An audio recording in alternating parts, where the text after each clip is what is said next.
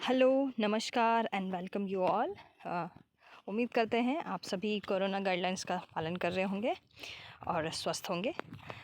आज हम स्टार्ट करते हैं अपना lecture micro and macro economics meaning and scope. व्यष्टि और समष्टि अर्थशास्त्र, इसका अर्थ और क्षेत्र। सर्वप्रथम रेगनर फ्रिश ने 1933 में व्यष्टि अर्थशास्त्र व समष्टि अर्थशास्त्र शब्दों का प्रयोग किया था। व्यष्टि अर्थशास्त्र का अर्थ हम देखते हैं। अंग्रेजी भाषा का जो माइक्रो शब्द है, ग्रीक शब्द माइक्रोस से बना है, जिसका अर्थ है छोटा या सूक्ष्म। व्यष्टि अर्थशास्त्र को सूक्ष्म अर्थशास्त्र या कीमत सिद्धांत भी कहते हैं, क्योंकि मेनली हम इसमें प्राइस थ्योरी इसलिए कहते हैं। प्राइस डिटर्मिनेशन को फोकस किया जाता है, जितने भी हमने, चाहे फैक्टर्स की प्राइसेस हो, चाहे गुड्स की हो, वस्तु बाजार हम देखते हैं पूरा इसमें। इसलिए तो व्यष्टि, इसे नाम से स्पष्ट हो रहा है, व्यष्टि मतलब छोटा या सूक्ष्म। छोटे लेवल पर जब हम अर्थशास्त्र का जो क्षेत्र है उसका अध्ययन कर रहे हैं, अर्थशास्त्र की विभिन्न इकाइयां हैं उनका अध्ययन कर रहे हैं, तो वो व्यष्टि अर्थशास्त्र के अंदर आएगा। व्यष्टि अर्थशास्त्र में व्यक्ति या विशिष्ट इकाइयों के आर्थिक व्यवहार तथा सापेक्ष कीमतों का अध्ययन किया जाता है। जैसे हम बात करते हैं एक उपभोक्ता की बात कर रहे हैं, किसी एक फर्म या कोई विशिष्ट परिवार, एक उद्योग, विशिष्ट वस्तुओं या साधनों की कीमतों का अध्ययन। एक उपभोक्ता किस तरह से अपने डेली के आर्थिक जो क्रियाकलाप है उसमें किस तरह से वो डिसीजन लेता है, कितना उसको प्राइस देने हैं किसी वस्तु के, किस तरह से डिमांड कर रहा है, किस तरह से उसकी जो यदि किसी वस्तु का एक फर्म है वो सप्लाई कर रही है तो वो किस फैक्टर से निर्धारित हो रही है, उनके इकोनॉमिक डिसीजन या आर्थिक जो निर्णय हैं वो किस आधार पर लिए जा रहे हैं, इनके संबंध में जो सारे सिद्धांत हम पढ़ते हैं वो हमारे व्यष्टि अर्थशास्त्र के अंतर्गत आएंगे। ठीक है। व्यष्टि अर्थशास्त्र का क्षेत्र सिद्धांत। व्यष्टि अर्थशास्त्र का क्षेत्र का मतलब है कि व्यष्टि अर्थशास्त्र के अंदर हम क्या क्या पढ़ते हैं, उसके सिद्धांत क्या है, एक तरह से हम कौन कौन से इससे सिद्धांत हैं जो इसमें पढ़ेंगे। जैसे वस्तु मूल्य का निर्धारण, पहला, इसको प्राइस थ्योरी भी इसीलिए बोल रहे हैं। वस्तुओं का, साधनों के, सभी के मूल्य के निर्धारण से संबंधित इसमें सिद्धांत दिए गए हैं। किस तरह से किसी भी वस्तु, किसी भी साधन की कीमत निर्धारित होती है, वस्तु मूल्य निर्धारण या कीमत सिद्धांत।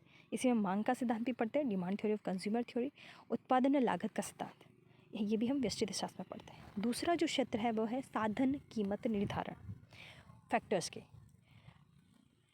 मजदूरी, लगान, ब्याज, लाभ, वितरण का सिद्धांत जिसको हम बोलते हैं। और फैक्टर प्राइसिंग, बाजार में मजदूरी, ब्याज एवं अन्य का निर्धारण कैसे होता है। साधन कौन कौन से, भूमि, पूंजी, श्रम, संगठन, जो हम बात करते हैं, इन सभी साधनों की भी कीमतें निर्धारित होती होगी। इनकी कीमतें किस आधार पर निर्धारित होती हैं, ऐसे कौन से सिद्धांत दिए गए हैं, उन सब का अध्ययन हम अर्थशास्त्र की एक शाखा जो है व्यष्टि अर्थशास्त्र उसके अंदर पढ़ते हैं। ठीक है।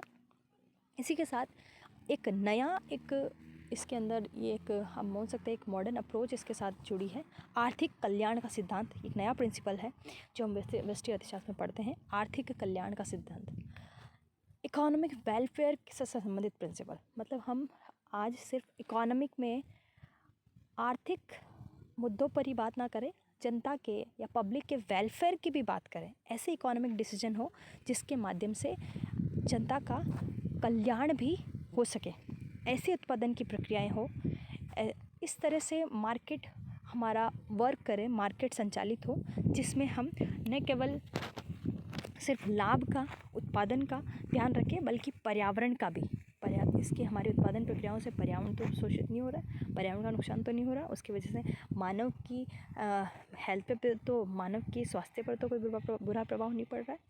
उन सबको भी एक सामाजिक लागत के रूप में जोड़ते हुए इसमें जब किसी वस्तुओं की कीमत का निर्धारण किया जाता है तो उसको आधार मानकर आर्थिक कल्याण के सिद्धांतों को देखते हुए कीमतों का निर्धारण किया जाता है, ताकि हम इकोनॉमिक जो डिसीजन है, आर्थिक निर्णय हैं, वो एक सटीक तरीके से ले सके।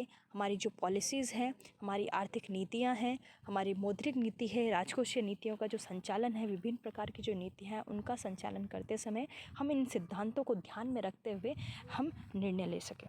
ठीक है। ये सारे जो है सिद्धांत है, एक आधार प्रदान करता है। हम कह सकते हैं कि व्यष्टि अर्थशास्त्र क्या है, संपूर्ण अर्थशास्त्र का एक आधार स्तंभ है, जिसके आधार पर हम संपूर्ण अर्थशास्त्र का अध्ययन करेंगे। सारे जितने भी इसके अलग अलग क्षेत्र हैं उन सबको समझने के लिए एक तरह से जो टेक्निकल नॉलेज हमें चाहिए उन सब का अध्ययन हम व्यष्टि अर्थशास्त्र में करते हैं।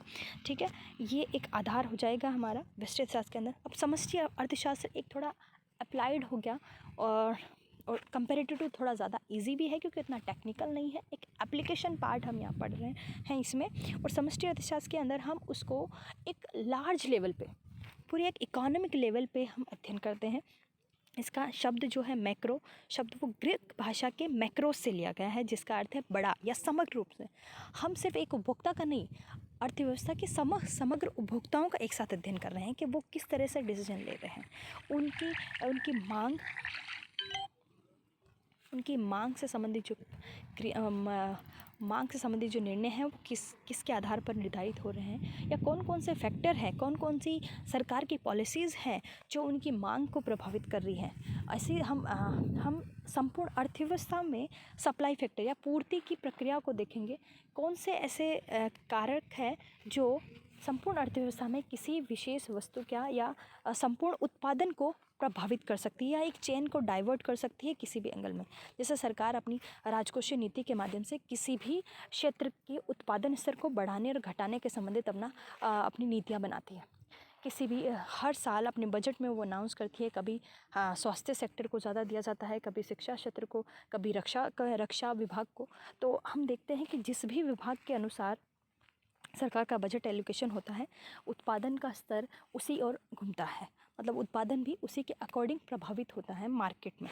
तो हम ये देख सकते हैं कि समष्टि अर्थशास्त्र एक समग्र रूप से, समग्र अर्थशास्त्र में उसकी समग्र रूप से उनकी आय क्या है, एक अर्थव्यवस्था की उत्पादन क्या होगी, राष्ट्रीय आय क्या है, रोजगार क्या है, उसका अध्ययन हम समष्टि अर्थशास्त्र में करते हैं।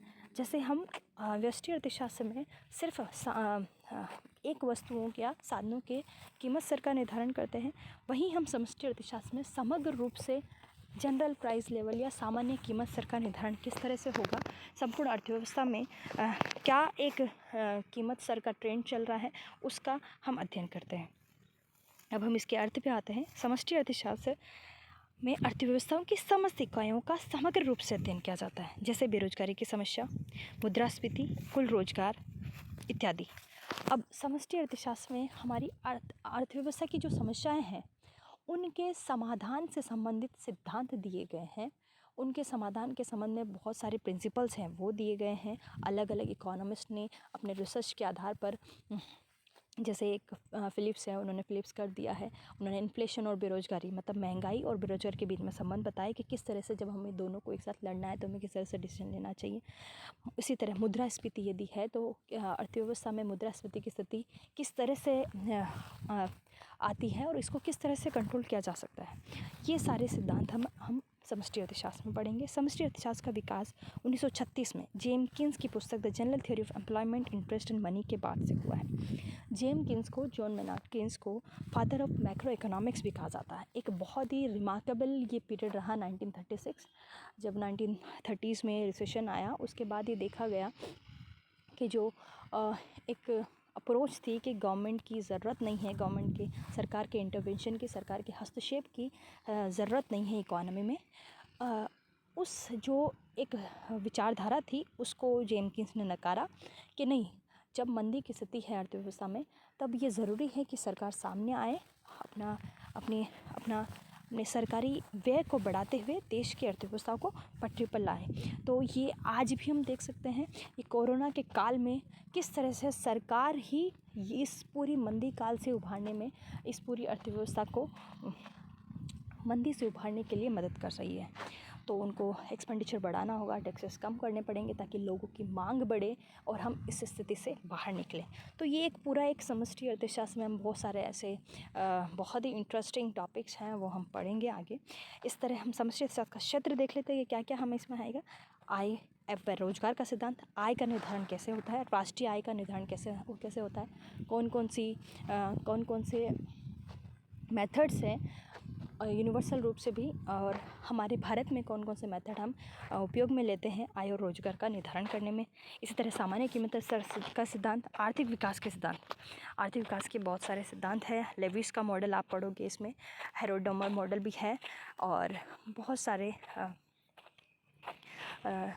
सारे विकास के सिद्धांत हैं जिसके माध्यम से उन्होंने अल्प विकसित देशों में, विकासशील देशों में, या जो विकसित राष्ट्र हैं उनमें विकास के मॉडल कौन से हो सकते हैं उनके संबंध में इन्होंने व्याख्याएं की हैं, वो हम समष्टि अर्थशास्त्र में पढ़ेंगे। इसी के साथ आज का ये लेक्चर हमारा समाप्त होता है। धन्यवाद।